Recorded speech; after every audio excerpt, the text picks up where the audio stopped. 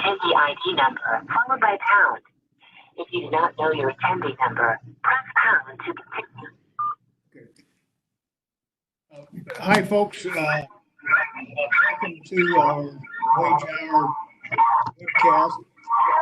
For all of the participants that have joined, if you would please mute your phones or your whatever device you've got, handheld or cell, because otherwise we'll pick up all the background noise and everything that goes with it, and you'll probably tell a funny joke and you'll out shine us.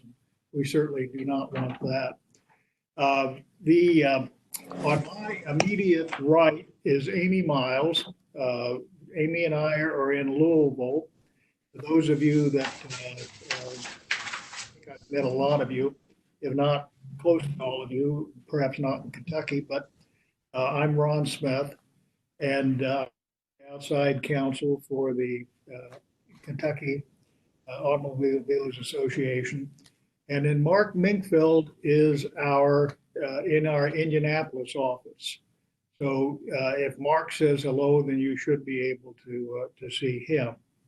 Hello. Now, we are doing something a little bit different today in that we are supposed to have about 150 participants.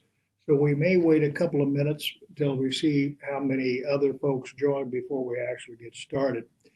Since this is largely 99% a federal topic, and since there are changes to the exemptions that are coming up that affecting January 1st, we went ahead and made this a joint presentation for the Kentucky Auto Dealers Association as well as the Automobile Dealers Association of Indiana. So those of you in Indiana know that we do our spring workshops. This year we are going to be doing them in March. We will be doing them at the usual locations, and there will be some bulletins and sign-up sheets going out the 1st of January. For those of you in Kentucky, we are doing workshops in 3 locations in Kentucky. The last week of March, Tuesday, Wednesday, and Thursday, and likewise there'll be bulletins going out on those workshops. Those will be presentations, so we can press a little bit. If you have some questions, I don't know how much time we're going to have to take questions, but we'll try to do that. Of course, you can call any of the 3 of us a little later on in the week after the webcast. But if you want to ask questions during the webcast, you can go ahead and send. You have Amy's email address. You can go ahead and send the question to that email address, and we'll do one of 2 things. If we think it's a general question that would benefit everybody, we will address it if we have time. If we think it's specialized, then we'll call you back probably sometime later on this afternoon, late this afternoon or tomorrow or Friday, and try to answer it for you. So let's kind of get started on our outline. Now, I think going into this, it would be helpful with your printed materials that you have in front of you, if you would separate them into 2 piles, one being the exhibits and one being the actual outline. And I think because we'll be kind of running back and forth between the outline and the exhibits as we go along today. First off, I think a brief history of the law really might be helpful, particularly as we discuss some of these exemptions. The Fair Labor Standards Act of 1939 was basically a New Deal type of legislation. It became law in 1939. The idea, of course, was during the Depression, companies, in order to stay alive, began cutting wages. So the theory behind this statute was not the popular theory today of providing a livable wage. It was really to provide a floor that in economic downturns, that the wage rate would not fall below, using free market, basically free market supply and demand, but also building a floor. And it's interesting because it's gotten kind of bastardized over the course of the last few decades into some idea of you got to pay a livable wage. It's interesting to note, I think Bank of America came out the other day with an announcement I heard that was interesting, that their starting jobs are now going to be $20 an hour because they hire people. In terms with the economy booming and of course low unemployment, they're having trouble getting job applicants. So indeed, that's the concept. Let the free market work, but have a floor that in a time of an economic downturn, you won't go below. Now, there are two components to the statute as it affects auto dealers, and it affects everybody for that matter. There's a minimum wage provision, and then there are overtime provisions, and there are exemptions from overtime.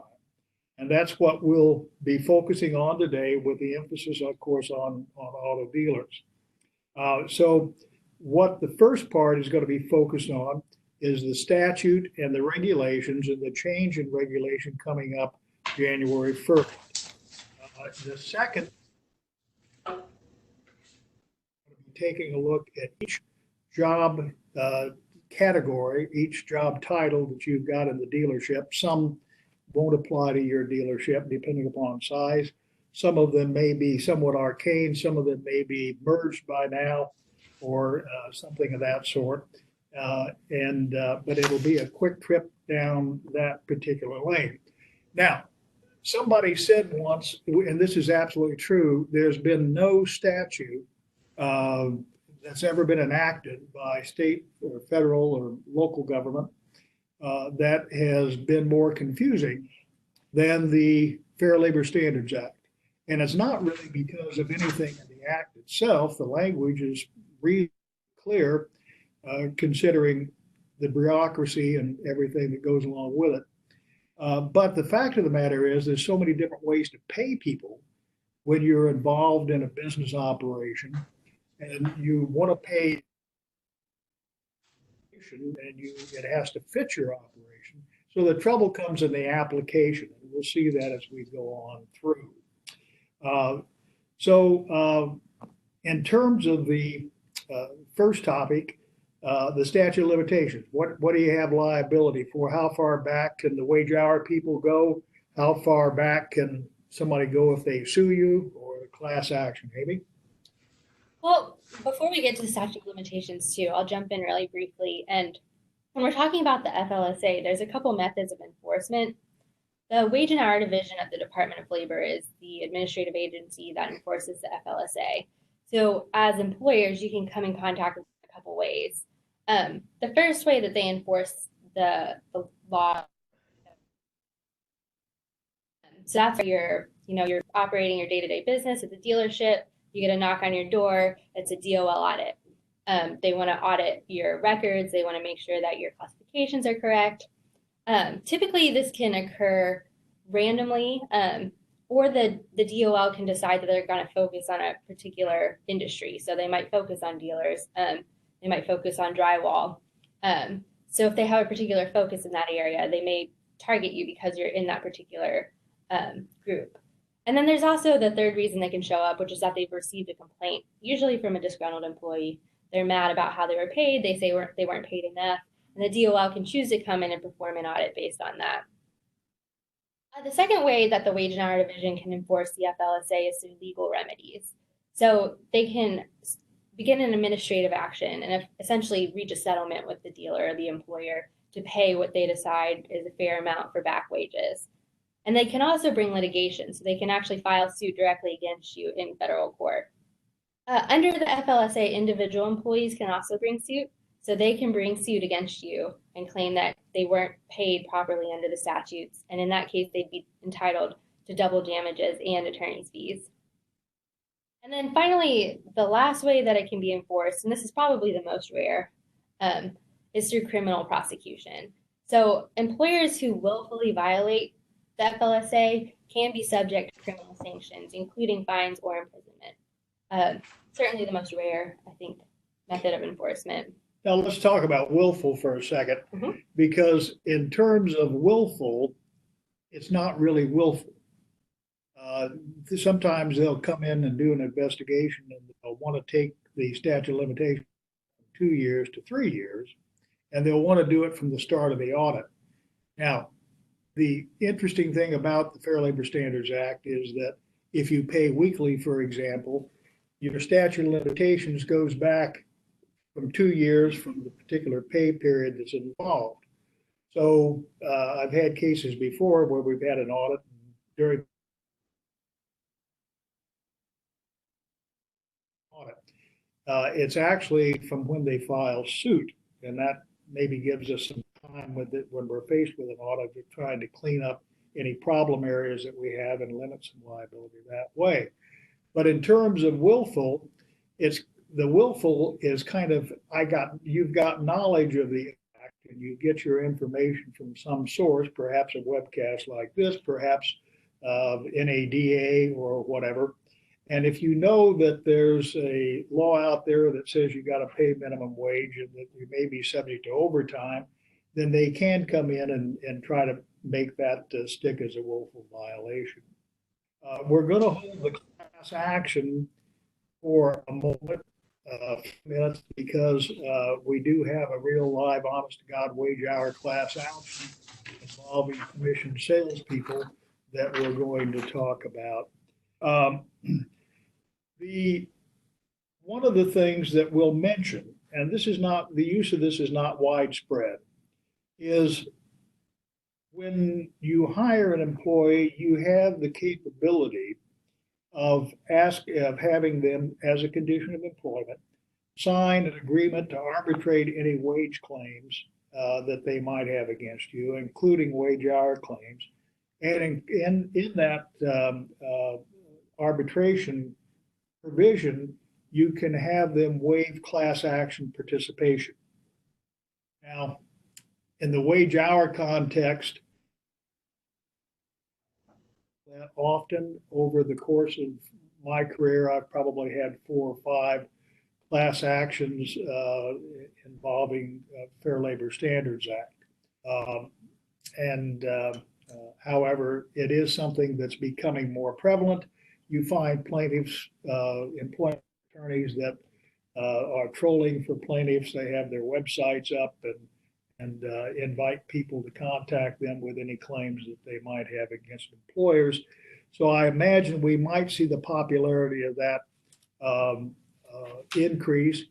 If people want to hear more about that, then drop us a note and we'll put it on for the spring workshops, and we'll have some forms prepared, and we could go through that in greater depth. In using those, of course, there's a legal reason, and the legal reason obviously is to insulate you from liability.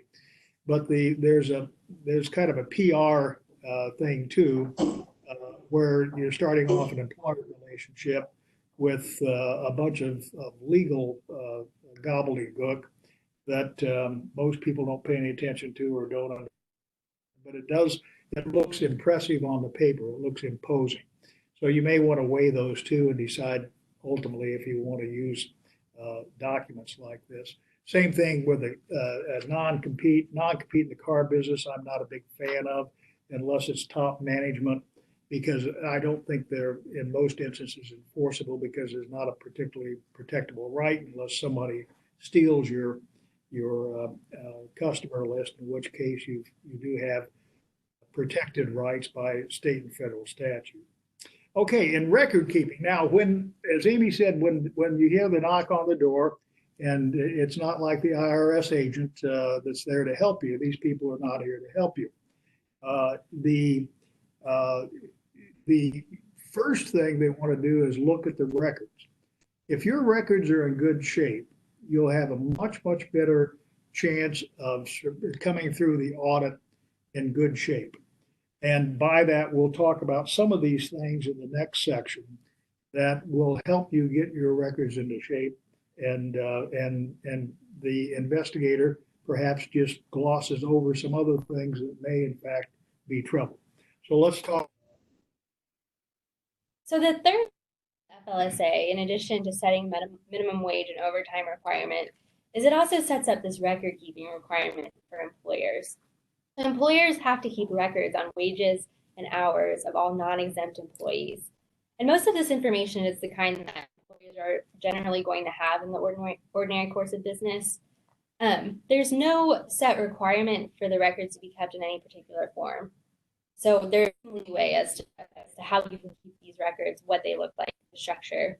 What I always say is you don't have to have all this information one place, you just have to have it someplace. And you might want to flip to page 18, Exhibit A, and track with Amy as she goes through these. Mm-hmm. And time clocks also aren't required. So you are supposed to keep a record of the hours worked by employees, but that doesn't mean you necessarily have to have them punch in and out physically every single time they come in and out of work. Now, a caveat to that, in the car business, just forget what we just said. Have everybody punch in and out unless they're exempt, because of the different pay plans that come into effect. You have to, as we'll see later on, you have to match your commission hours. And what you'll find is your salesman a lot of times will be saying, "Oh, I work 60 hours a week." I'm talking about the car business all the time, at the barber shop, at the bar, and then they want that to be counted as compensable work. If you have the time record, that eliminates that argument. Something that people don't really about is your mechanics, even though they're paid on flat rate, are going to have to keep a time card also. And because you're supposed to keep an accurate record of all hours worked, regardless of the method of compensation. So what happens is every once in a while, maybe once or twice out of 100 different situations, you'll find a flat rate mechanic that has not made the minimum wage that week. That typically happens when maybe they only work 2 or 3 days a week for some reason, and they don't stick enough jobs to actually make the minimum because the week is turned over. So it's a good idea to have the mechanics, even though they'll grouse about it, keep their hours. That's a great point. I think even though the records don't have to be kept in a particular format under the FLSA, the more specific you can be, and that if you can do us a favor and mute your microphones if you haven't already to help with the feedback. The more specific you can be with your records, and the more thorough you can be, the easier it is to defend against an action. Because ultimately, what's going to happen is that an employee will come and say they weren't paid properly, or they were underpaid, or they didn't receive the minimum wage. And if you can point to your records and say, look, they clocked in this time every day, they clocked out this time every day, they were paid the minimum wage every single week on this date, it'll be a lot easier to defend. But ultimately, it's up to the employer, so it's up to the dealer to prove that they actually paid what they were supposed to under the FLSA. Yeah, over the years on dealerships, there's always been an issue with lunch breaks. Theoretically, according to the regulations, you have to allow at least 1/2 hour uninterrupted time to be able to deduct for a lunch break, or that means that the employee theoretically then punch back in. A lot of times in this business, people will eat at their desk. Salespeople have a habit of doing that sometimes also because they want to be available for the next up that comes in the door, something of that sort. So again, the rule is 1/2 hour, unless there's an exception to that rule, but I've never seen it used actually. If you're operating an oyster boat on Chesapeake Bay, you don't have to allow a 1/2 hour. It can be 10 minutes. So, but I've never had that come up in a case. Always make sure that the employees certify that these are the actual hours worked. And because you have some people that will punch in early and punch out late because they may be innocent enough because they're catching a ride. I had a salesman one time in an audit, punched in at 6:30 every morning, and we tried to figure out why. And his wife was a nurse at a hospital, and he came in, turned the lights on, opened the door, and read the paper, but he was available for duty. So the rule is if you're available for duty, it's really compensable time. Salaried people, record keeping. Salaried, it's important to keep in mind that salaried does not mean exempt. So when we're talking about salaried personnel, it can either mean exempt or non-exempt. If the salaried personnel is non-exempt, you still need to keep the same records as you would for And this is Exhibit B on page 20. And then, let me jump back really quickly. We get this question a lot. What about employees who chronically have overtime pay? They're constantly working over 40 hours in a work week. You got to pay them time and a half for that extra time. What can employers do to tamp down on the kind of abuse of the system? So keep in mind that you have to pay your employees for all time worked. Provision that requires employees to request and receive permission for overtime before they take it. And then if they do take overtime without permission, pay them for it, but they can be subject to discipline. So that's a way to kind of get control over people who are chronically pulling overtime.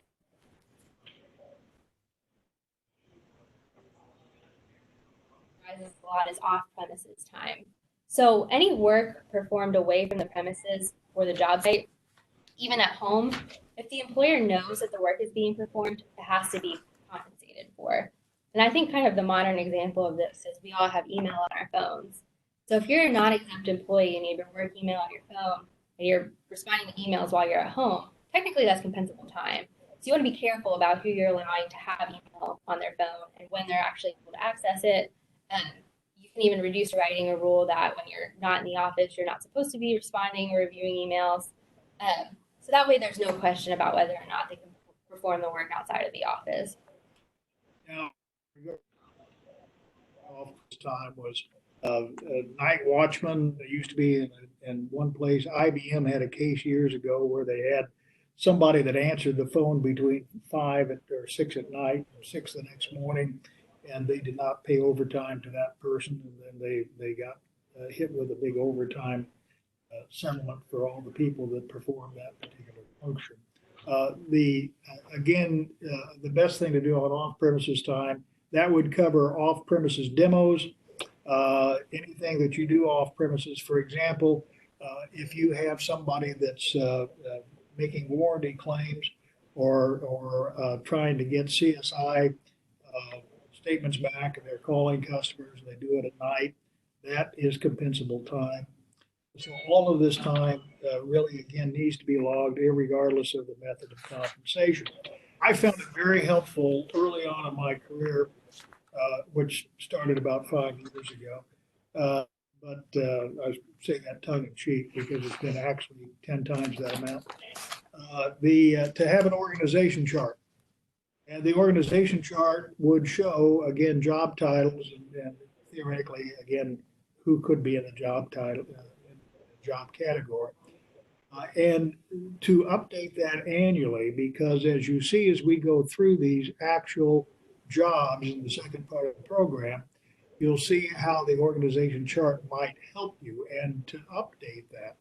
Now, the one thing that you do need to do is make a note for each employee as to the time of day and day of the week that the work week starts. Now, that used to be different. But for example, your service people would go to work at 7:30, your office people 8 o'clock. So it might be Monday 8 a.m., Monday 7:30. Your salespeople maybe start at 9. So you've got different people start at different times. Let's talk a little bit about the record keeping on Exhibit B.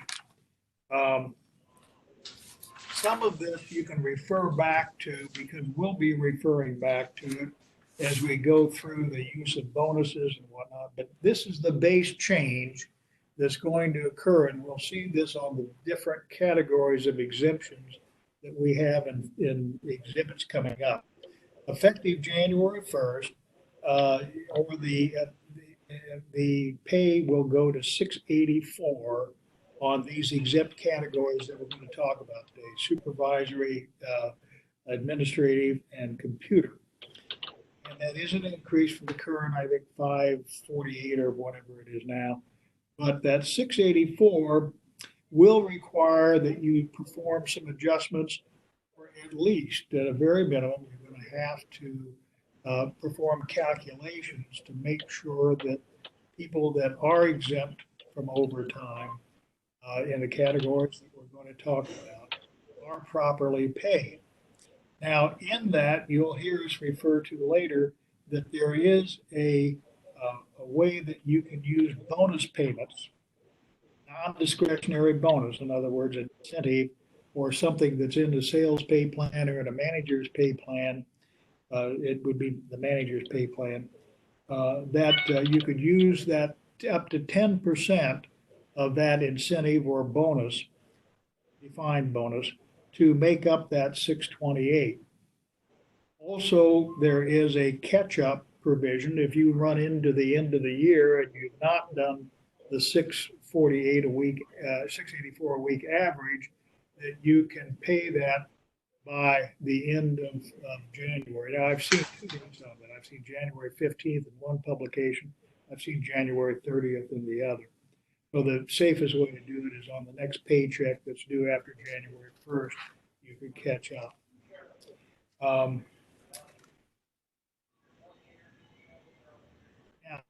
Part 4, specific dealership exemptions. And this is gets a little bit confusing because you've got several different tools available to you to work out pay plans that comply with the statute.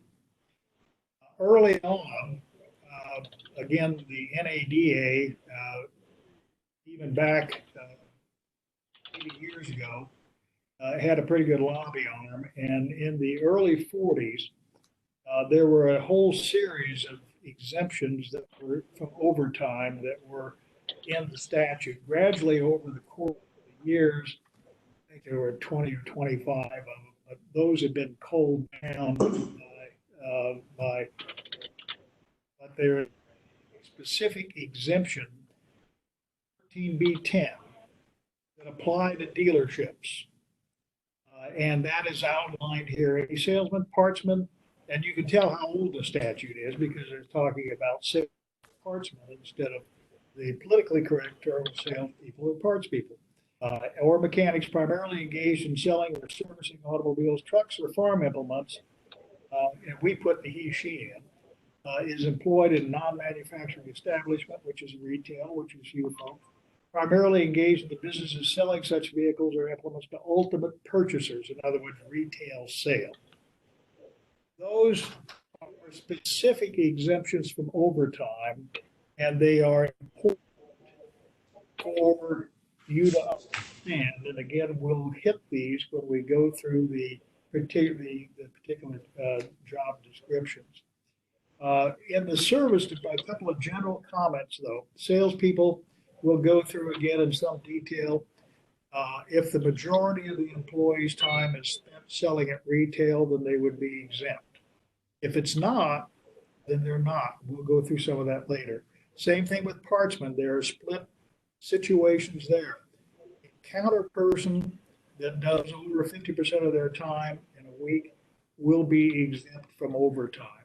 That does not apply to some other parts department personnel, and we'll see those.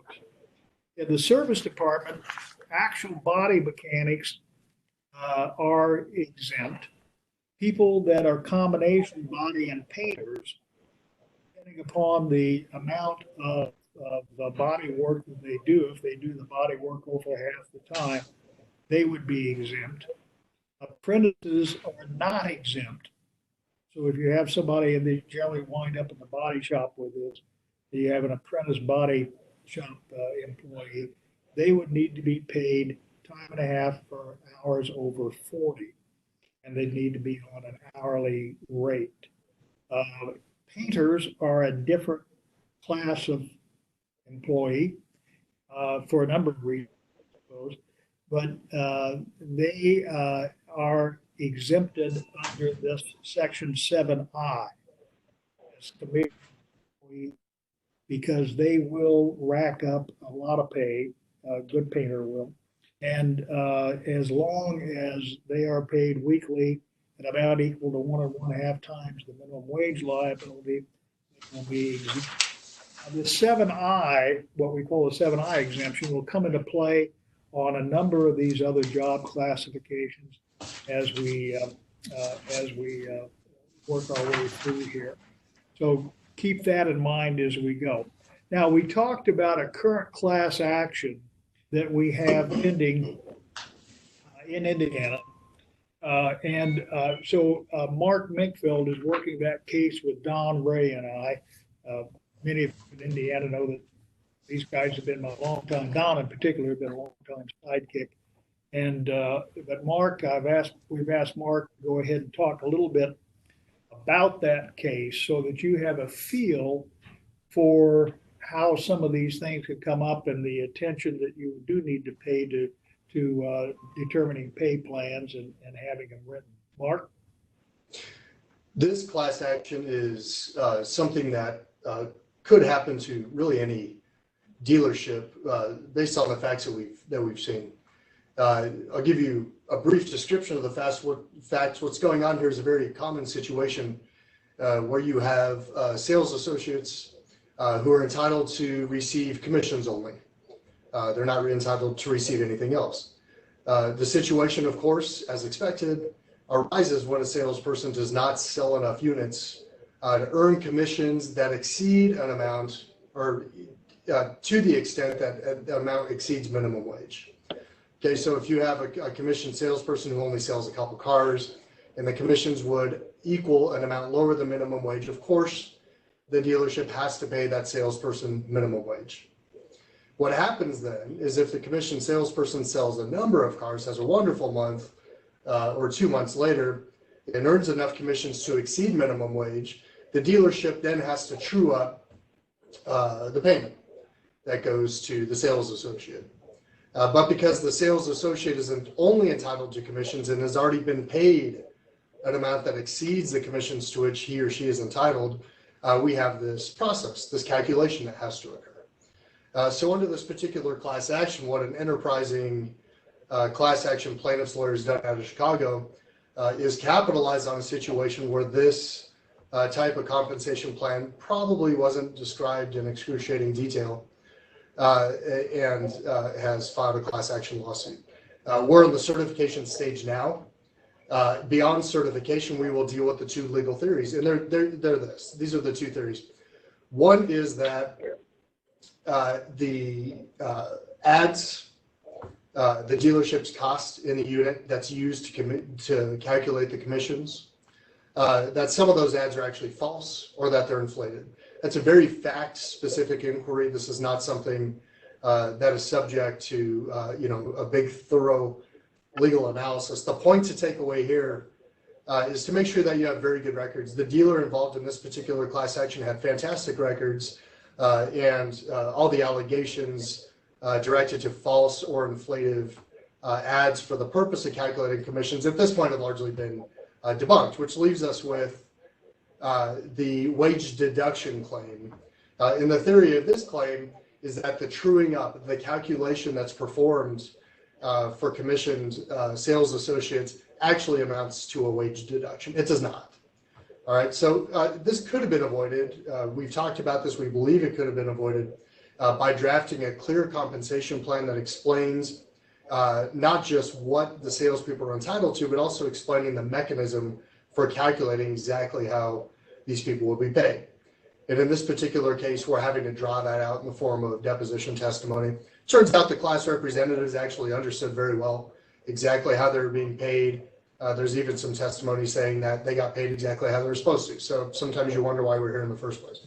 But if you have a clear compensation plan that's drafted and the detail of the mechanics are explained, you will put yourself in the best position to avoid being caught up in one of these class actions. Also, there is a little bit of a misunderstanding between costs that are included in the dealer pack versus dealer ads versus other reconditioning or inventory prep fees. So in some compensation plans will refer to pack, will refer to ads, but there's not a whole lot of definition behind those terms. And if you don't have those definitions, then of course people can argue about it. And that's where we find ourselves now. Again, we have very good facts in our case, and the facts are turning out the way we want them to turn out. But you don't want to get into the situation in the first place. So drafting more detailed compensation plan will help with that. Now, the theory of this case may change a bit. Right now, it's a wage deduction claim that the plaintiffs are asserting, but I'm not sure they're aware of the overpayment deduction statute. And we have done a big thorough analysis, which I won't bore you with here today. But what this turns out to be in the worst possible scenario is probably more of an overpayment deduction, which is perfectly acceptable under Indiana law. And we'll talk about that a little later. Anything to add on that, Ron? Anything to add on that? Well, I think the idea here is to have the pay plan written clear as to what the PAC is and even components of the PAC if you want to get that detailed. My own personal view, which may be a bit archaic, is a PAC is a PAC is a PAC. And what's in there really doesn't make a tinker's dam. But it's the PAC on which commissionable gross is figured. But I think it is a good idea. If, for example, you have in a used car, you have any kind of reconditioning, and you're including, of course, the cost of reconditioning in the PAC as a general rule. There may be some specific add-on or something with regard to that. Most dealers will do some sort of a internal profit markup on that used car reconditioning and on the parts that are used in that used car reconditioning. So if you do that, whether you want to disclose that or not, obviously you're paying commission to one of the best things about incentive, one of the worst things about this business is all pay is incentive. So you should have the employees sign off every time that you change the pay plan. You should, of course, have that amendment or a new pay plan signed and put it in the personnel file. We will talk about this when we get into the sales category of the plans a bit later on. So back now for a minute to Exhibit B. And these are the new, again, requirements that are coming into effect January 1st. These are right out of the regs, so you can take this material, read it. There are some things about that you may or may not realize. If an employee is exempt and they're being paid a salary, then that means that salary is good for the week in which they work, even if they only work one day that particular week. You can make certain deductions from that salary, and we have provided those for you a bit later on in the program, along with an actual plan for salaried employees to sign. But the thing about these exemptions that we'll talk about next is to remember that the job title doesn't mean anything. Job title is a worthless defense. The job content is what investigators and plaintiffs' lawyers look at. So the first one we'll talk about is on Exhibit C, page 22, the requirements for the executive employees exemption. Now, this is basically supervisors and managers. Again, these are the criteria for who is a supervisor and who is not. A lot of times you'll have people designated as managers, but they're really not managers because the job content is not significant enough under the standards of enough, basically, I suppose, exercise of discretion, judgment, and control that the law recognizes it as being an exempt type of an act. But in the executive or supervisor's exemption, which picks up, of course, most of your managers and some of your assistant managers, they need to be in charge of a of a department or a subdivision of a department. They need to have direct the work of 2 or more employees. Now, that can be part-time employees, but all of the employees they supervise have to add up to 80 hours a week. So that's where you get that. So you can have, like in your cleanup department, you got a cleanup manager, and he may direct 6 people that work, 20 hours a week or something of that. But that makes up that requirement of that 80 hours. Number 4, who has the authority to hire, fire, or effectively recommend. It says whose suggestions or recommendations as to hiring, firing, advancement, promotion, any other change of status are given particular weight. In other words, it's got some influence. He doesn't have the final say, doesn't have to have the final say on hiring and firing, but he certainly has significant input into the decision to do that. The one big thing is that item D on page 22. This was a change in the regulations in the bush eater, and it stays the same. In fact, everything with regard to determining the exemption from overtime stays exactly the same as it was during the bush year, except for the increase in the salary base.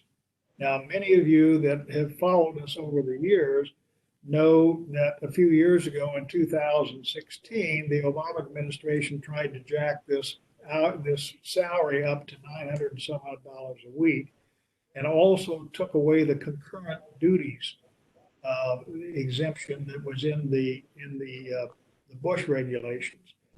The concurrent duties basically says that you can have a man that does routine work. The old standard years ago, before the Bush regulations, used to be did work in excess of 40% of the time, routine work in excess of 40% of the time in a retail establishment. That went away, and that still stays away. So this is a big help to, in terms of payment of overtime, to again your detail department. A lot of times, whoever is the manager in that department is the best detail you got. He's doing routine work all the time, but he supervises 2 or more people in that cleanup and lot boy and whatnot area. So he can do as much. Any of these people can do as much routine work and still not jeopardize that exemption. On page 23, again, we go through some things about and time's not a controlling factor anymore. What would be is, again, the job content. Does that individual exercise on page 24, does that individual exercise or effectively recommend these particular criteria: interviewing, setting, adjusting rates, directing work, and so on down the line. Now, again, they don't have to do every one of those 15 items, probably just a preponderance or 7 or 8 of them. Planning work, determining techniques, apportioning work among employees. These are all indicia of supervisory activities. So your individual may be doing nothing but managing. At least they, in part, need to do these things, or again, be able to effectively recommend these things to top management. Anything to add to that, Amy? No, I think really quickly before we go through the next couple exemptions, just big picture of what we're talking about here is, and if you're following along in your outline, the executive exemption, the administrative exemption, computer employees exemption, and the highly compensated employees exemption. In order to qualify for those exemptions, you have to pass 3 tests. The first test is the duties test, which is what Ron is talking through for the executive exemption. But that addresses what the employee does. So the employee has to perform certain work activities that primarily involve the duties that regulations require.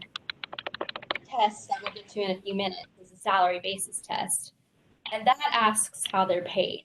So the employee has to be regularly paid a predetermined amount that's not subject to reductions because of variations in the quality or quantity of the work performed.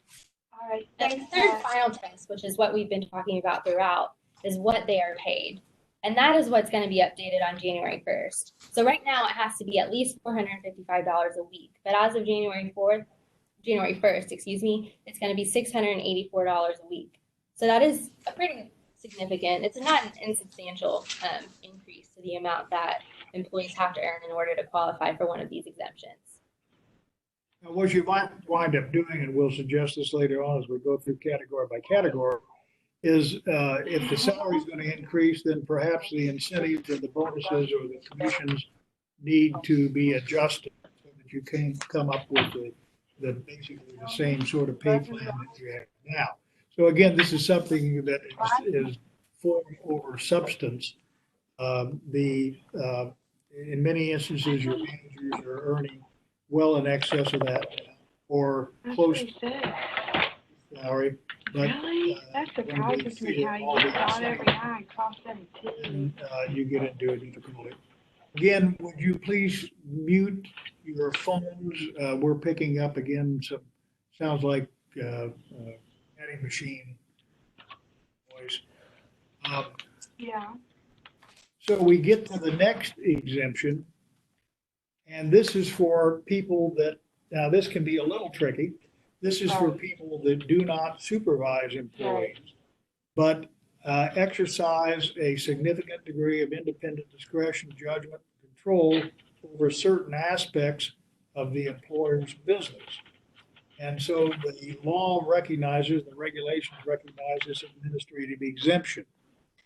And again, they have to be compensated on a salary or fee basis of a rate not less than $684 January 1st.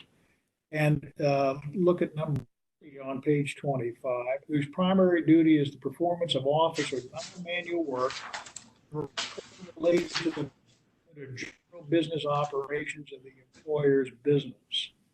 Employer's Now you know customer. how long it takes to And get then you here. get into the exercise of independent discretion and judgment with respect to matters of significance. Again, we're picking up a lot of background noise. Can you check and see that you're muted? Sounds like just it's all coming from one spot.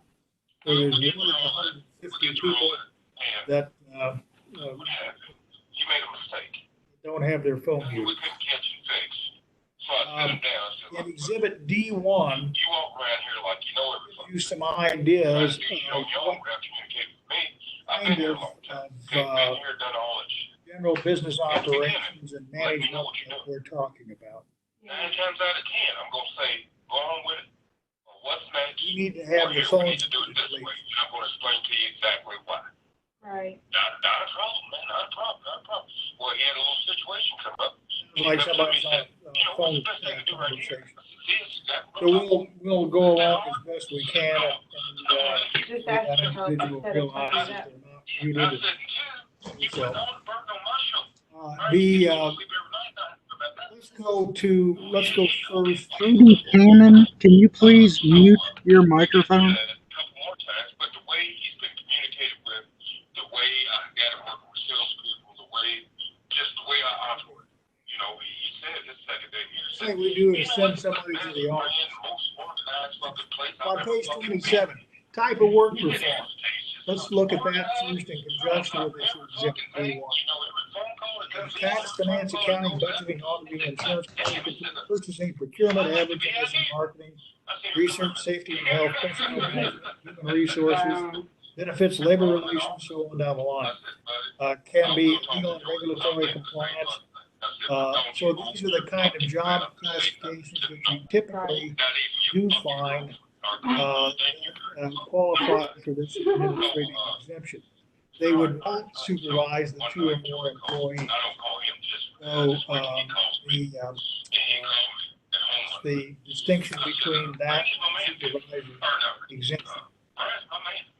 in terms of the performance of the work directly related and the authority, Yeah, they no, would it's have to not have my the fault. ultimate authority to make these decisions. They do have to have input and impact into that decision-making process. I think I did it. Okay, Amy figured the technical out, and actually, she sent Gino out to break the legs, do something with the kneecaps. Can everyone hear us okay now? Yeah, I think Good. so. Okay, so as we said, again, as we go through these job classifications, you'll want to refer back to this. Also, if you have any question as you're going through at year end and looking at your job classifications, you can refer back to this material to see if in fact the employee that you're considering qualifies for the exemption. And so hopefully that will be a help to you. The requirements on the computer employees exemption. Now, this does not apply to the guy that pastes the inventory on the screen. This means somebody that is a sophisticated computer person. And this is not going to be in most dealerships, but maybe in some of the larger dealerships. So basically, you've got to have programming or capability, and so you'll see it is a fairly highly technical expertise, but it is there, and they do qualify for the exemption. You could, if you pay them on an hourly rate, you can pay $27.63 an hour, or you can do the salary of $684 a week. And for those following along, we're covering the computer employees exemption on page 5, and that's Exhibit E, so page 28 of the exhibits. Now, in dealerships, you'll probably have one or two people that will qualify for the outside sales exemption. This may be your used car buyer that you would pay on some sort of a commission basis. And again, all that commission needs to do is exceed the minimum wage liability. Or it could be wholesale parts sales for certain employees who really are calling on repair facilities. And typically they would do this probably 90% of the time. They're out in the field. So this is something that, again, you may be able to rely on as being an exemption from the overtime. Highly compensated employees. Amy, go ahead and take that one.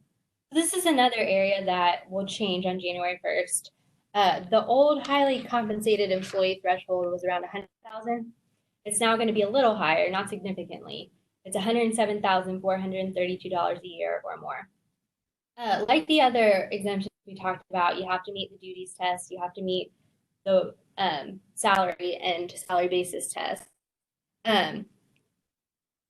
So it's a minor change from the current regulation, but it's not substantial. I think that they had floated some numbers that were quite large compared to this. I think even up to 140,000 a year. Yeah, close to 150 was under the Obama proposed regulations, which got stayed by an injunction in court just before in December.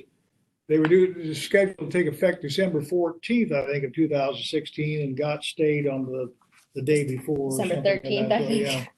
So in any event, again, the takeaways from this job content controls, not job titles. And again, you can use this 10% of the bonuses or incentives that you would pay to those individuals to make up this 684 salary requirement. And that's an important help for you. Again, most of these things are going to involve an adjustment of the same dollar. So you can have the same individual that's taking X number of dollars, and it's just a matter of shifting dollars into some different pots. Now that's antithetical to the typical dealership way of thinking, where the more incentive, the better. Maybe that comes in law firms also. But in any event, that's what you essentially would need to go through in this exercise as you take a look at the job classifications. Pay periods. On these exempt jobs, it can be calculated for periods longer than 1 week. It can be biweekly, monthly, or semi-monthly. Now, I don't like semi-monthly, and I'll tell you why when we get there. So, if you if you had a different kind of business, and for example, if you were in the law business, we get paid every other week. We get paid bi-weekly, but some people get paid 1st and 15th, or 15th and 30th. And if you had everybody being exempt, or most of your people being exempt, that would be fine. But it gets followed up when you get into the commission people. So I just don't like semi-monthly as a pay period. You could prorate pay for the week, or if the week that the salaried individual starts, you can prorate the salary. The week they leave, you can prorate that. Again, we talked about catching up at the end of the year. Payroll docking. This is at the bottom of page 6. The general rule is what I expressed before. The full salary for any week of work performed without regard to the number of days or hours worked. No performance in a week equals no pay. Deductions, however, for personal reasons other than sickness or disability can be made. So if somebody has a current date that for a situation, you can deduct for that if they're gone for the entire day. There are disability plans where you can deduct from the salary if the disability picks up. You can impose penalties for infractions of safety rules that are significant safie rules. Unpaid disciplinary suspensions. Sometimes we run into this, unfortunately, when we get complaints of sexual harassment, where we have somebody go home for 2 or 3 days while we investigate, and then we could dock the pay for that, depending upon the situation. And those kinds of things, in terms of workplace infractions, are okay. Unpaid leave under FMLA, you can use they can use their salary for their FMLA. If they have it coming, they can also use, of course, vacation. But basically, if somebody goes on FMLA,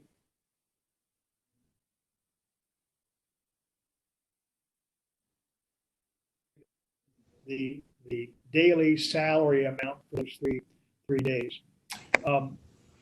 Improper deductions from salary is a penalty if you make improper deductions other than those allowed by the regulations. You run the risk of losing the loss of exemption and making individuals subject to overtime. Now, frankly, since that's been in the regs since 2008, I don't think I've ever had an instance of that come up. But in any event, you may wish to adopt a policy that talks about that, and we have given you a sample policy in Exhibit H.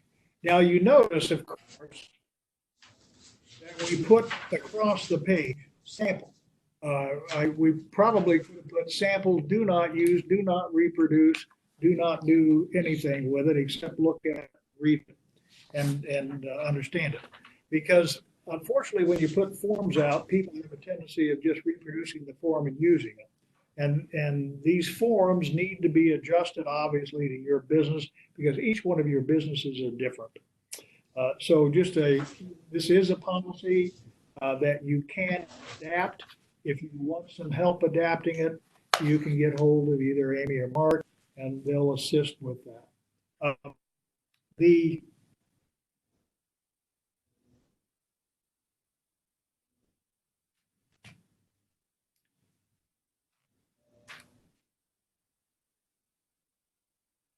On page 8 in section B,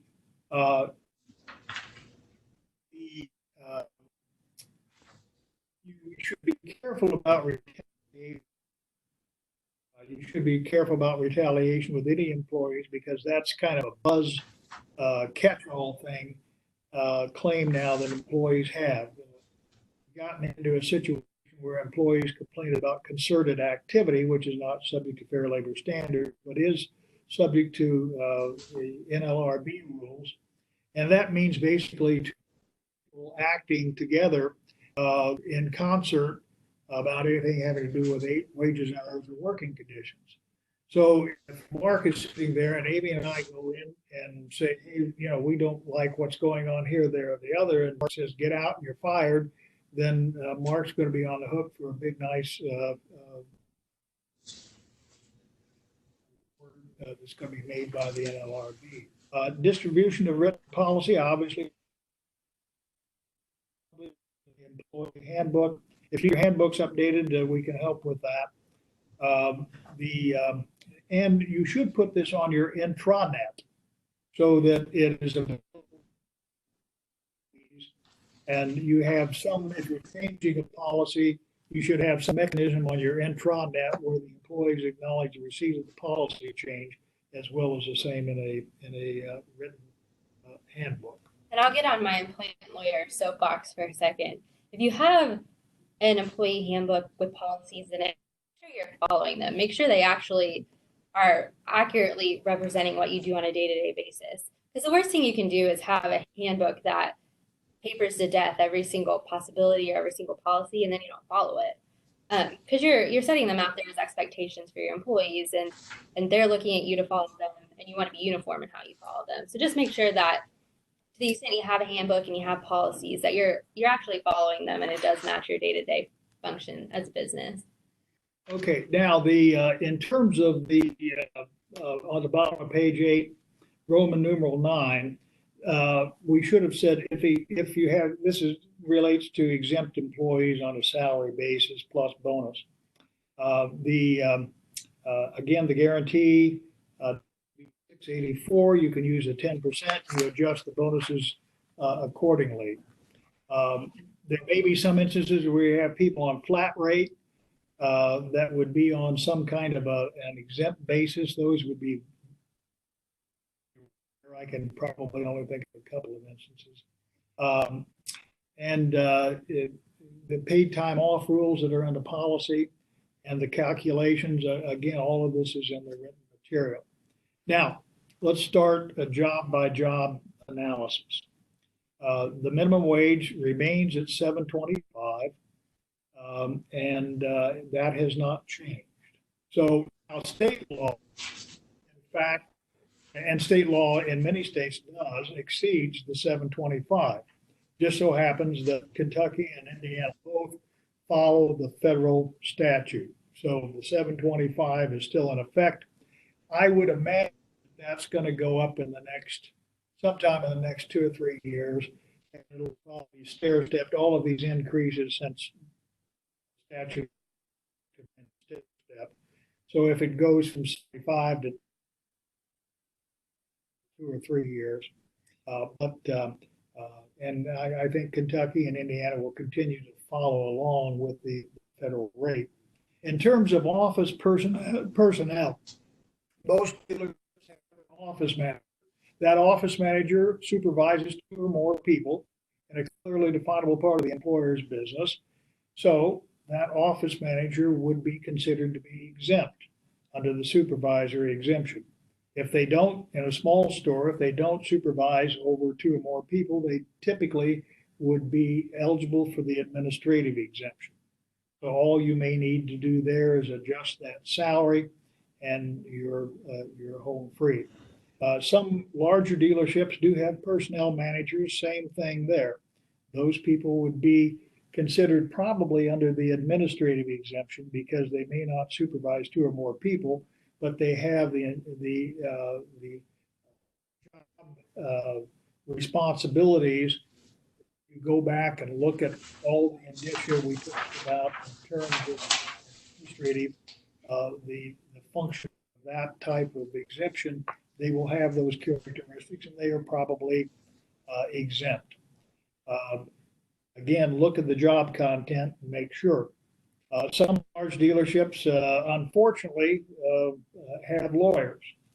And the business has gotten that complex in some areas of the country. And I know we have some lawyers on staff. We belong to the National Association of Dealer Council, and I've been a member since the get-go and been on the board of directors the last 5 years. And we've seen a remarkable change in terms of the lawyers because we have lawyers coming from dealer groups. And they're now a very significant part of the membership versus the just having lawyers from law firms.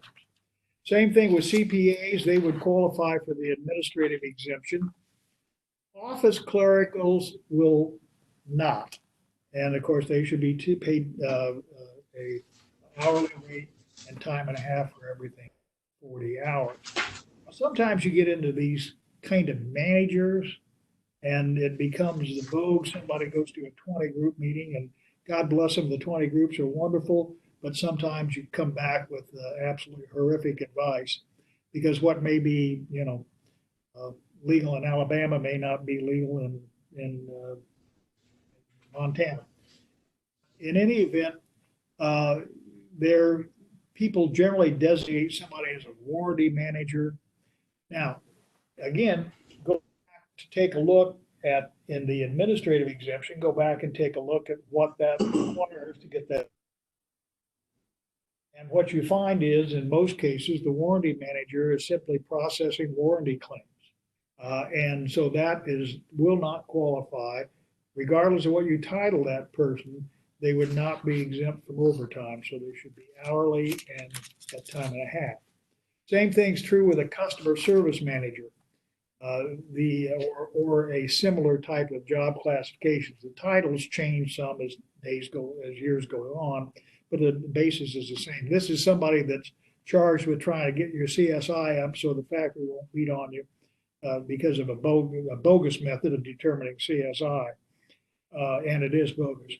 But that individual again is performing routine work. They're calling people trying to get the CSI forms back, or helping them fill them out, or telling them how to fill them out, or so on. Other times you could guess, but again, if you have somebody designated as a manager that's clerical, you should run this against the material we've given you to see if they really qualify as a manager or qualify for the administrative exemption. And I think right now, with the increase in the minimum salary threshold, it's a really good time to go back and look at your job descriptions, because it's not, you're not looking just to see if they meet the minimum salary requirement. You also want to make sure that they meet the duties test. So these exhibits that we provided are a really good way to kind of check whether or not a person in their position is performing the duties that would make them exempt or not exempt. I always used to tell everybody when we did we'll come in and take a look and act like a government person, although hopefully we'll be better dressed. But what you need to do here is look at your organization chart every December. Make sure that people have not switched jobs and have gone from exempt to non-exempt or vice versa. And just check that once a year, put that on your year-end checklist, and that will be a big help to you. In the body shop, again, we talked about the metal and combination people are exempt from overtime under the specific exemption, the specific body mechanic exemption. The painters we talked about, they typically would qualify for the 7I. Painters helpers. Now, this is an area when you get into some of these things, hopefully this is gone, but it may still be. People come in and they're painters helpers, and the painter pays them out of his pay. Well, they are your employees and they need to be on the payroll. They need to be paid hourly rate and time and a half if they go over 40 hours. Now, you may need to adjust the commissions of the painters if you have any employees like this, but you may need to adjust the commissions, but they have to be on the payroll. And there should be no deductions from the painter's pay that needs to be adjusted. With regard to assistant managers that you would have in different departments, those assistant managers may well be exempt under the supervisor or executive exemption, because again, they'll have input into hiring, firing, direction of work, and things of that sort. So you take those people, take a look at their job duties and match them up against the material that we have given you. A lot of times you find that they will be exempt, but again, you may have to adjust the salary and adjust the bonus and incentive compensation. Estimators, that's an interesting classification.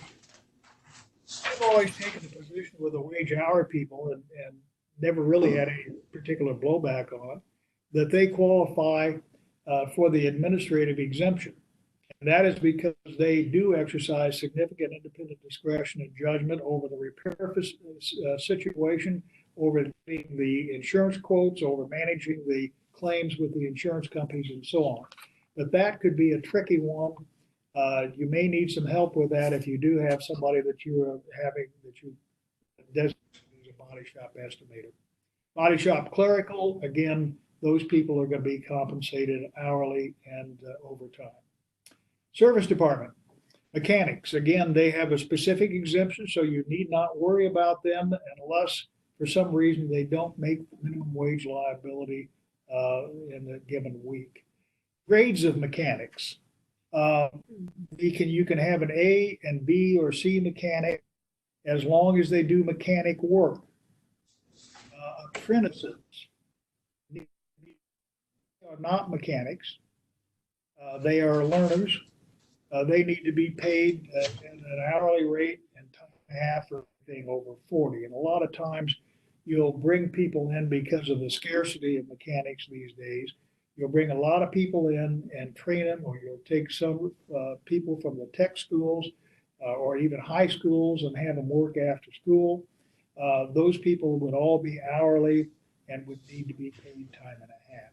I don't know if anybody's doing team concepts anymore, but on a team concept, you typically would have a number of people paired together. You have to be careful with that if you are doing it. Ford used to do it years ago. Somebody else brought it back more. And I thought I heard somewhere where Ford was trying to institute that again, because you may have a mix of people that are exempt and non-exempt on that. So you have to be very careful how you pay them.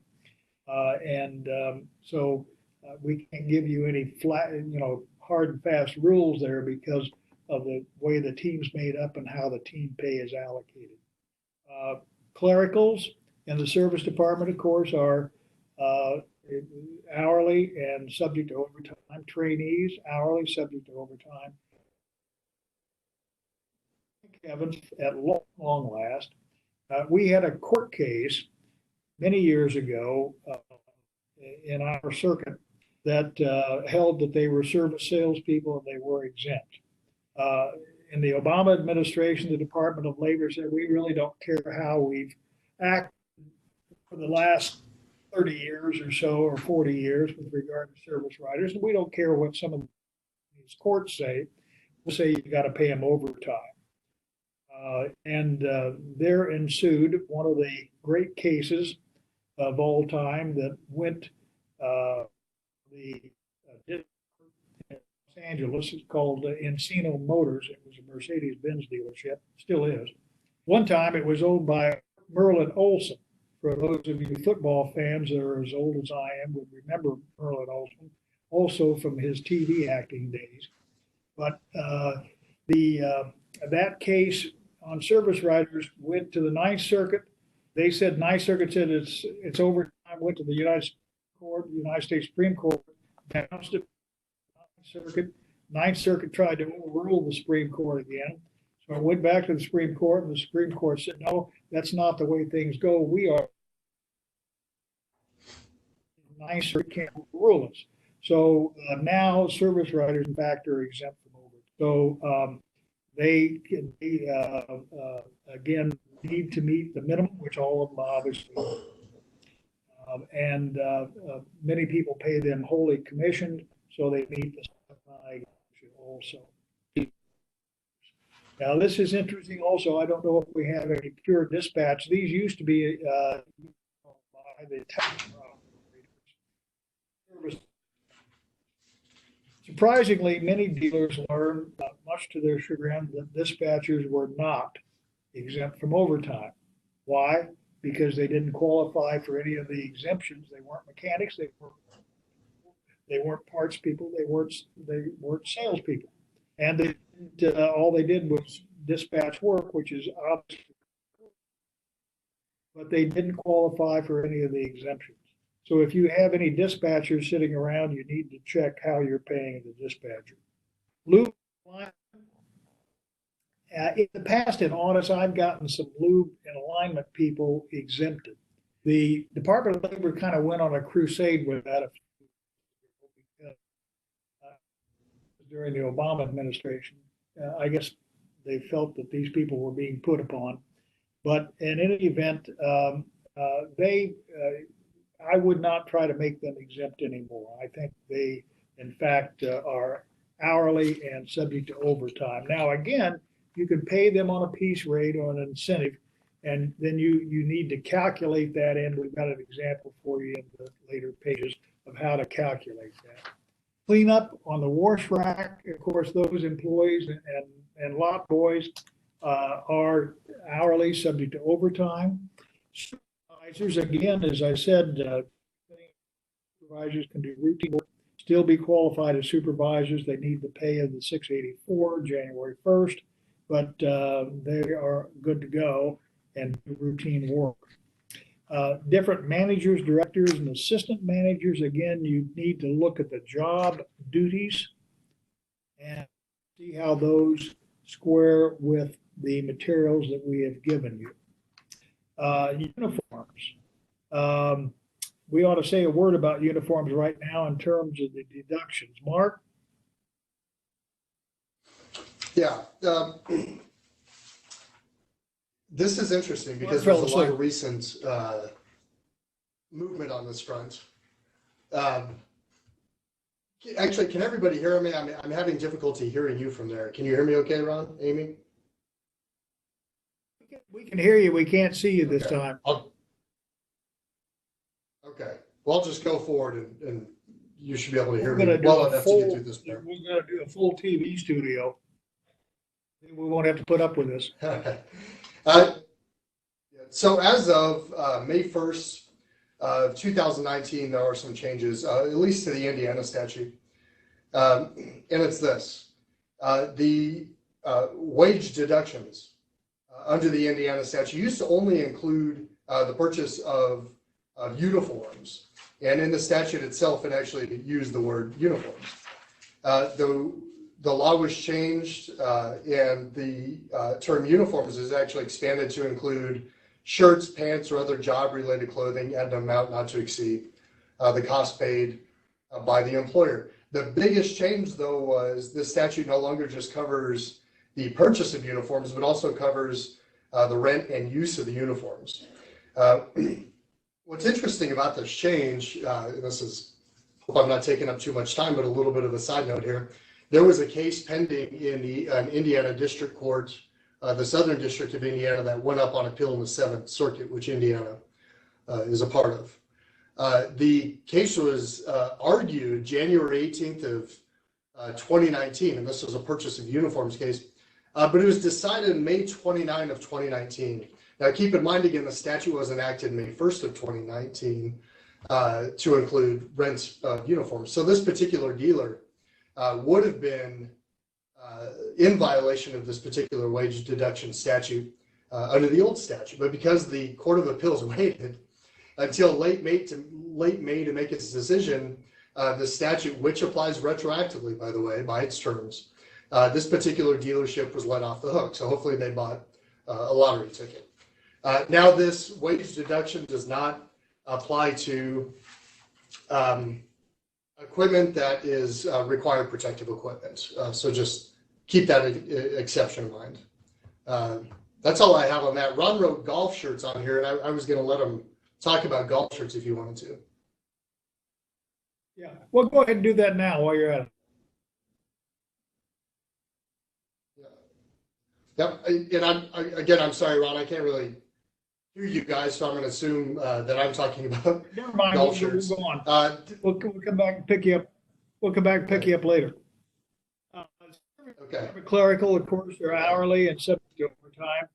Service department greeter. I don't know if anybody does it. It was a fad a few years ago, and you had basically an old guy, retired, and they would stand out in the front of the service department every morning and would essentially greet the service department, the customers as they came in, and get them to the service riders. He had a nice little green blazer on, said Bobby Jones Ford or something.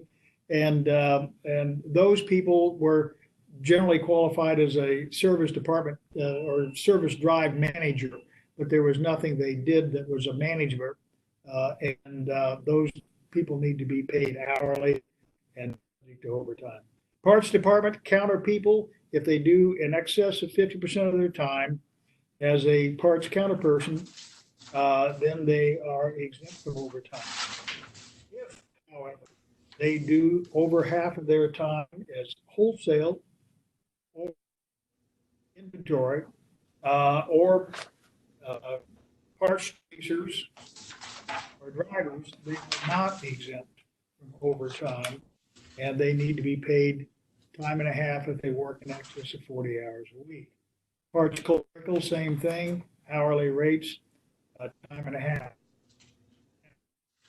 Assistant managers, you go through the same analysis as we did before. But I do want to, because a lot of people don't understand, they have all of their parts people as exempt. If you rotate people to the counter, then, and they do over 50% of their time on the counter, they can be exempt. If not, then they would not be exempt. In the sales department, commissioned sales people, record keeping, pay plans. Most people now are settling commissions weekly, and I think that's a pretty good idea because you've got the time card. You can do the time card, the hours times the minimum wage, and see if the commissions exceed the minimum wage. If they do, obviously, you pay the commissions. If they don't, then minimum wage liability. So if minimum wage liability for a week's $150, guy's done 100, you owe him the 150. Circumstances are you can carry that deficit forward and recover that. Now you have to be careful how you express this in the pay plan, and I don't want to go into that now. But if you are carrying forward a deficit, you need to have that in your written pay plan and signed by the employee, and you should have some magic language in that pay plan about recovery of any deficit. They are wholly commissioned employees. So if you're making that up, then essentially it's a debit against the commissions. And if anybody wants to talk more about this, again, drop us a note and we'll put that on the agenda for the spring workshops. But again, I couldn't do that unless you have that writing. Yeah. You gotta have it in writing, signed by the employee. And we talk on page 14 about the PAC, and we talk about the carry forward language. If you're doing weekly against commissions, then you have to set the draw high enough to cover all the hours that work a week. So if you may want to set a draw at $250 a week, or you may want to set a draw at $300 a week or something of that sort. But and then settle commissions at the end of the month. In the years gone by, you could pay once a month, and many salespeople preferred to get their commissions that way because they got a big fat check, and by the 5th of the month, they'd be broke trying to get draws again. Semi-monthly, as I say, don't do that on any of these hour things where you're required to keep track of hourly type pay. because of the overlap of the work weeks. Remember, each work week has to stand on its own. So I would not do semi-monthly with any hourly people. We've talked about class actions.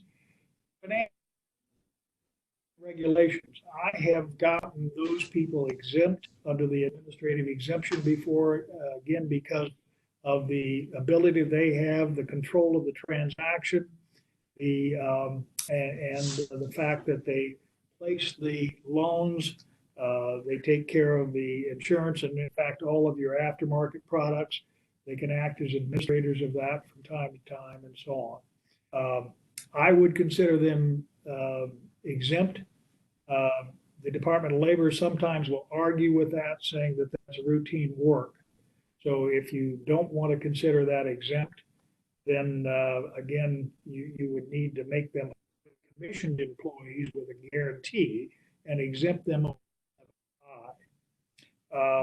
Fleet sales, same thing. If you got a fleet manager, I believe that would be exempt under the administrative exemption, but again, you need to check out the degree of independent responsibility and judgment that that person can exercise over that function of your business. Typically, none of these people would be eligible for the supervisor or executive exemption because they don't supervise 2 or more people. Used car buyer, I think they would qualify part because you never see them for the outside employee exemption. Lease managers, again, I think those people would qualify under the administrative exemption because of the degree of independent authority and judgment that they have. Dealer trade drivers. Now, here's a problem area. It used to be that these people were considered to be subcontractors and not employees of the dealership. Under the Obama administration, the federal trying to get the federal unemployment insurance payments for those folks. Then the states begin cracking down. And so dealer trade drivers now are pretty uniformly judged to be employees of the dealership. Unless you go through an elaborate thing and a guy has his own independent company and he just contracts with 2 or 3 different dealerships in the area, and he really is independent. They should be regular part-time. You can modify their hours so that they're not subject to any kind of benefits. This is a relatively new thing that's cropped up. These people, if you have 3 or 4 people or 2 people, and you have a manager, then the manager may qualify under the executive exemption, but the employees are not going to be exempt unless, and I've had 1 or 2 arguments like this, and they're such an integral part of sales program that they might qualify for the sales exemption. I don't know that I would try that out because most of the time they'll book appointments for the salespeople. They'll do things that are ancillary to the sales function, but they're sales function. So you may need to take a look at those particular people. Deductions, we talked about uniforms. The golf shirts are in the uniform category. Didn't you have something to say about golf shirts? Well, if they're part of the uniform, so if you're requiring your employees to wear the golf shirt as part of their uniform, then that's something that's typically considered a business expense, and you're not supposed to deduct it from the employee's pay. If you do choose to deduct it from the employee's pay, you can, but you need to make sure that your deduction does not decrease their salary beneath the minimum wage. They still need to make at least $7.25 an hour, even with the deduction for that work week. I will say really quickly, it looks like we have 1 minute left. I don't think this is going to cut off, but I know some of you have places to be. So for those of you who have emailed us with questions, Ron and I will respond to you. I'm sorry we didn't get a chance to get to it today. And we're almost finished, so we'll keep at it, but I just wanted to let y'all know. Well, this is so entertaining. I imagine everybody's going to stay with us.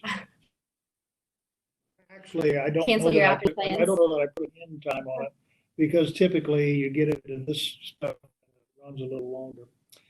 Okay, Mark, I want you to, the non-voluntary demos, I don't think anybody does that anymore, so I won't spend any time on it. The voluntary demos, again, you can't deduct below the minimum wage liability. And of course, remember on those that you've got to issue, comply with IRS relative to the compensation element of the voluntary demos. Mark, take a quick go at the 4, 5, and 6. Yeah. All right. So again, we already talked about uniforms, which are number one. We did that a few pages back. Number 4 is the money owed. That's the last paycheck. Kentucky and Indiana would both require that a last paycheck be made on or before the next normal pay period. Now, if you have a voluntary wage assignment form filled out for a particular employee, just keep in mind on the last paycheck, you cannot deduct below the minimum wage liability for that week. So keep that in mind. Number 5 is the wage assignment form. And this is the statute that I mentioned a bit ago that was amended on May 1st, effective May 1st of 2019, but it covers a lot more things than uniforms. Exhibit I is the voluntary wage assignment form that we put together. This is intended to comply with all of the elements of Indiana law. If you want to deduct wages by virtue of the wage assignment statute. My understanding from Amy is that this form complies with less restrictive Kentucky statute. Exhibit J is an instructional exhibit, but the last page of it is a promissory note. Just a sample. It's on page 37 of your exhibit materials. Now we write sample on there because there are certain wage deductions that can be authorized by an employer that has some caveats, and they have some other nuances that you have to comply with. So by stamping sample on it, that's a signal to you that we don't want you to use it just as is. It's best to reach out to one of us to get that paperwork in place properly. Number 7, damage, Ron? A lot of times we have people that want to deduct from pay if somebody's moving cars around and they damage a car. That again has to be essentially a promissory note for that damage and not necessarily a payroll deduction. Now, what you can do though, so you can't deduct it from their paycheck without their written permission. Demand that they repay it, and if they refuse to repay you for the cost of the damages, that can be a basis for discipline or termination. And of course, you can also, if you've got the promissory note that we gave you, you can also wind up suing them in small claims court. You don't need a lawyer to do that, fortunately. On comeback, people from time to time get the idea that they can charge the employee, make them do the comeback free, and charging for the parts. And that should not be done anymore either. You could have the guy per labor and but not digging for the parts. Many states have statutes now that prohibit fines, and so that qualifies as a fine. On overpayment, there are why don't you talk about Kentucky, and then we'll talk quickly about Indiana. So Kentucky, the rule is that you cannot deduct. So this is a situation where you've accidentally overpaid your employee for some reason. Maybe there was an error, you got the decimal point in the wrong spot, so you end up overpaying them. In Kentucky, you can't automatically deduct that overpayment from their wages unless they agree in writing. So you have to get their written agreement. Indiana's a little different, and I'll fill you in. Well, yeah, Mark, go ahead, or I just do it. Go ahead. I can do it. Yeah, Indiana is different. Indiana's draws a pretty clear distinction, a very clear statutory distinction between wage assignments and overpayment deductions, whereas wage assignments are required to be in writing, signed, by the employee, delivered to the employer within 10 days, and some other requirements. The overpayment deduction statute doesn't require those things. The requirements are only that the overpayment not be disputed, that the employee be given 2 weeks notice, and then there are some limits on how much the deduction can be.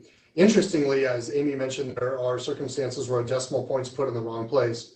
Under the Indiana statute, if a decimal point is put in the wrong place, which results in the employee being paid 10 times more than the gross wages, you can make that deduction immediately under Indiana law.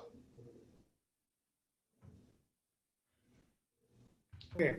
Now, the last thing is how do you calculate overtime on commissions and bonuses?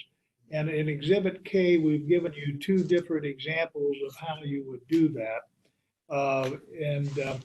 The first one is non-exempt commission employees. These could be the lube and oil people. And if you make them 100% commission, then the method of calculation here is how you would figure out the overtime on commission. And basically, it's the gross earnings divided by the hours, and then rate the hours over 40. On the non-exempt hourly employees with monthly bonuses, again, you'll have several employees probably that get monthly bonuses that are not exempt. And this is the method by which you calculate the overtime attributable to those particular employees.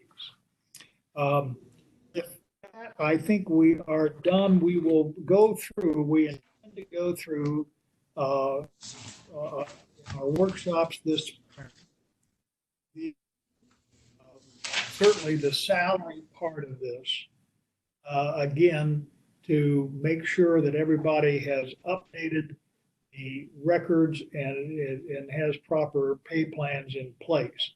So if you want kind of a repeat of a little bit of this as a check, or you want to have other people come to those spring workshops, you'll have the opportunity to do that. Again, if you have questions, go ahead and email them to Amy, and one of us will get back to you in the next few days, hopefully with good answers.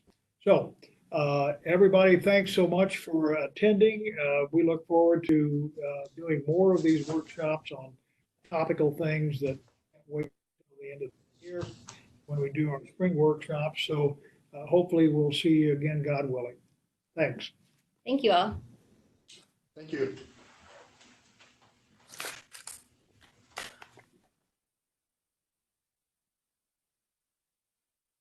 Just hit. Hit the X.